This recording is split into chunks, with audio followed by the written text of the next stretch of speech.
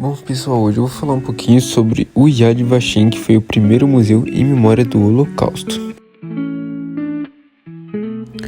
O Yad Vashem foi fundado pelo Knesset em 1953 com o objetivo de preservar a memória das vítimas do Holocausto e educar as futuras gerações sobre os horrores do genocídio. O nome Yad Vashem ele vem de Isaías 56:5, que diz: "A eles darei a minha casa e dentro dos meus muros o monumento e o nome, Yad Vashem, Yad memorial, Vashem nome." Bom, pessoal, falando um pouquinho mais agora sobre a arquitetura, o Yad Vashem ele tem um formato triangular alongado com mais de 180 metros de comprimento. Ele possui tetos altos com umas aberturas estreitas que fazem com que a luz entre de forma controlada, criando um contraste entre a luz e a escuridão. Segundo o site oficial, ele possui mais de 4.200 metros quadrados, sendo sua maior parte em áreas subterrâneas. O criador desse projeto icônico foi o Moshe Safdie, que usou principalmente o concreto bruto, o vidro e o aço nessa criação.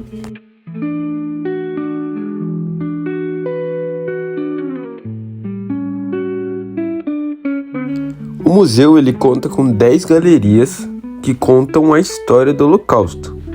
A primeira, ela sendo O Mundo que Existiu, que aborda a vida judaica antes do Holocausto, destacando as tradições, a cultura e comunidades em diferentes partes da Europa.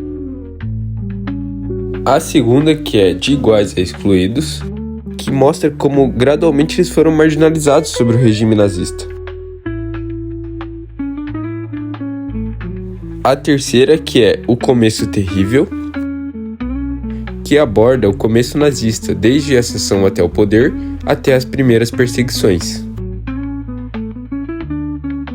A quarta, que é Entre Muros e Cercas, que foca nos guetos estabelecidos pelos nazistas e nas condições extremas enfrentadas pelos judeus ali confinados.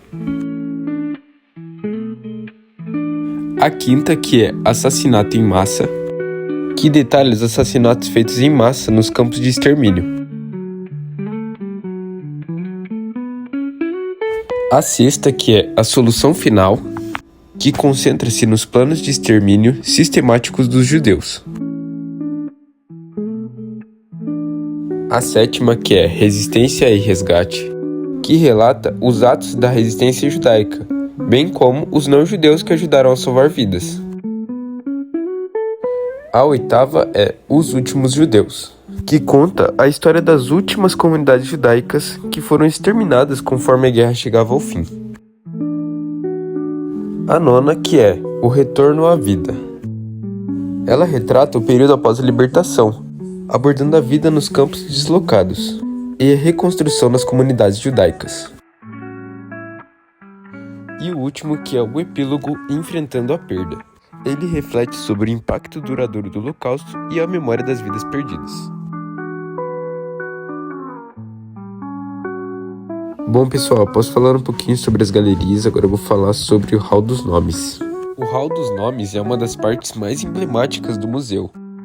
É uma seção do museu separada para as vítimas. Lá possui os arquivos e testemunhos em memória das pessoas que foram mortas vítimas desse genocídio.